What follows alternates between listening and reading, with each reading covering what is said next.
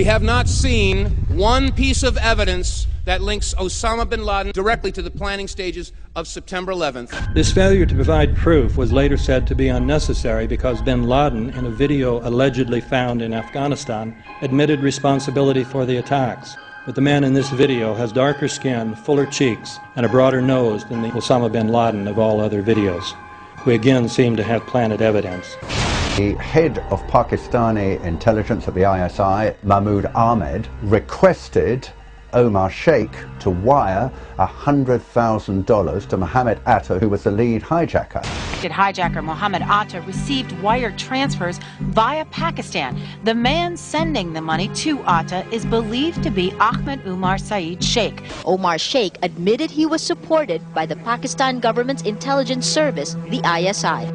We know that the men who were supposedly the hijackers had their houses, cars, credit cards paid for by the U.S. government. They were, in truth, agents. Number 10, top reason for thinking the hijackers are fake. Their names do not appear on any passenger manifest. That's not easy to arrange, my friends. If you know of any other case, I'd be interested in hearing it. Number 9, none of them were subject to any autopsy. Would have been interesting, powerful evidence if in fact we had some bodies here to offer some proof, but there is none. Number 8, top 10 reason for thinking these hijackers are fake. 5 to 7 at least have turned up alive and well and living in the Middle East. They've even been interviewed by the BBC and The Guardian in the UK. Now, I dare say that if they were actually killed in the impact of these airliners, then it's even more difficult to imagine how they could have arranged those interviews. Walid al-Shehri is a Saudi Airlines pilot in Casablanca, Morocco. Wael M. al-Shehri is alive and well. Abdulaziz al-Amari is a Saudi Airlines pilot living in Saudi Arabia. Mohand al-Shehri is alive in Saudi Arabia. Khalid al-Madar is a computer programmer in Mecca. Salam al-Hamzi works at a chemical plant in Yanbo, Saudi Arabia. Saeed al-Ghamdi is training to be a pilot in Tunis. Ahmed al-Nami is an administrative supervisor for Saudi Airlines. And last but not least, Mohammed Atta's father claimed to receive a phone call from his son on September 12th. 14 of the hijackers based their training in Florida, and the 5 that allegedly hijacked Flight 77 lived in a motel right outside the gates of the NSA. But here's one of the biggest pieces of evidence. You all heard them say that a paper passport fell out of one of the towers and was picked up by a police officer on the street. This plane flies into the building, explodes with jet fuel out of the guy's jacket, goes through the fireball, through the side of the plane, out of the burning building, fire shooting out, and comes down to the ground unscathed. But something happened. For 6 months they reported they had this passport. Boy, we've got it, we've got the proof. And then the guy stood up and was alive in the Middle East, and they pulled it and said, oh, that was a mistake. He wasn't a hijacker, and the story just disappeared. Reason number 7, the FBI nevertheless has not revised its list. This is quite surprising. They have to be aware. David Ray Griffin's second book on 9/11, the 9/11 Commission Report, Omissions and Distortions, makes this point as his number 1 item. They have to know, yet they have not revised their list. As an aside, I expect we're going to see some backtracking and equivocating now, and they're going to be saying, well, maybe they aren't really sure about all the names on their list. But, listen to this. Reason number 6. A special agent of the FBI by the name of Flagg, F-L-A-G-G, has explained that the FBI knew almost immediately the names of all 19 hijackers because they discovered a piece of luggage left by Mohammed Atta when he had driven up to Portland, Oregon, and then turned around and rushed down to Logan just in time to participate in the hijacking of a plane from that airport. According to Flagg, this piece of luggage Atta left behind included not only a terrorist manual, but a very convenient list of the 19 hijackers. And I say, well, that's really quite stunning, considering 5, 6, or 7 of these guys have turned up alive and well. How can you explain that? And that, incidentally, gives new meaning to the word false flag. My top 10, number 5 reason for thinking these hijackers were fake. They could not have flown the planes.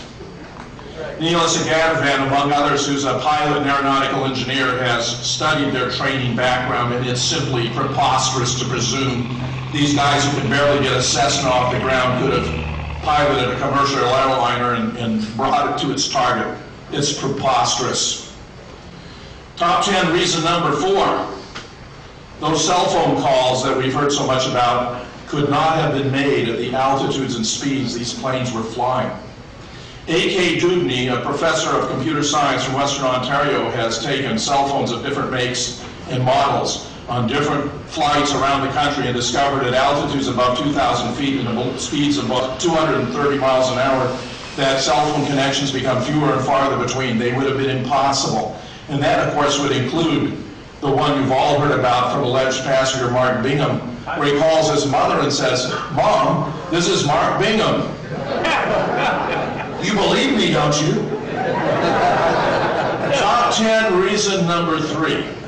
During the trial of the alleged 20th hijacker, Zacarias Moussaoui, a tape was played. A tape recording was played allegedly from Flight 93, which included the passengers discussing how they were going to attempt to break down the cabin door using a drink cart.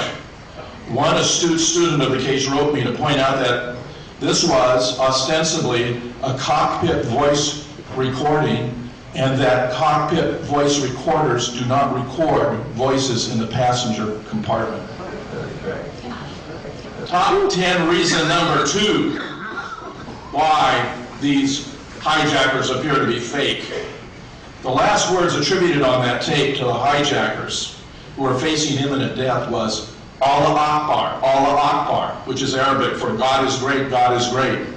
According to a Muslim member of Scholars for 9/11 Truth, the last words that a devout follower of Islam should say when confronting imminent death is not those words, but rather, in Arabic, there is but one God, Allah, and Muhammad is his prophet.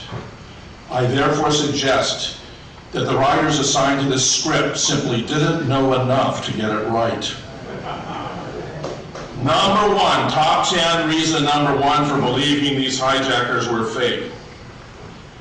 Zacarias Moussaoui, this April, was subjected to a trial to determine whether he should be punished for by life imprisonment or even death for not coming forward to reveal the plot, which the government maintained, had he done, would have enabled the government to have intervened and saved lives. I make 3 observations. A year before, Zacarias Moussaoui confessed to a different plot. He had acknowledged that he had been involved in a plot to fly a plane into the White House in order to extort release of a terrorist, a sheik who had been imprisoned for terrorist activities in 1993. He denied he had anything to do with 9/11. A year later, the federal government has played a shell game, and now they're insinuating and implying he had something to do with 9/11. As my good friend Webster Tarpley has observed, this man had no obligation to come forward and to confess his involvement in a plot, even if he had been involved in 9/11. We still have something here known as the Fifth Amendment.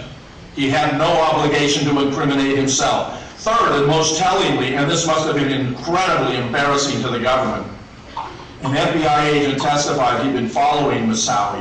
He'd been observing him taking this flight training. He had suspected that he might be involved in a terrorist plot, even to fly planes into the trade towers, though he suggested later that was merely a lucky guess. He testified under oath that he had told his superiors about his suspicions, not once, not twice, 70 times. And I say to you, 5 or 6 might be excused as ordinary incompetence. 20 or 25 may be criminal neglect. 70 times has to have been a matter of direct policy, deliberate policy. They were keeping these guys in reserve so they could use them as their cover story when the government itself perpetrated these dastardly terrorist acts.